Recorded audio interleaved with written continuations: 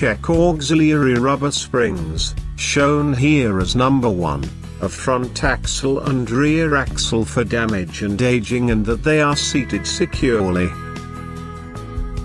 If auxiliary rubber springs, shown here as number 1, are damaged or missing, replace auxiliary rubber springs, shown here as number 1,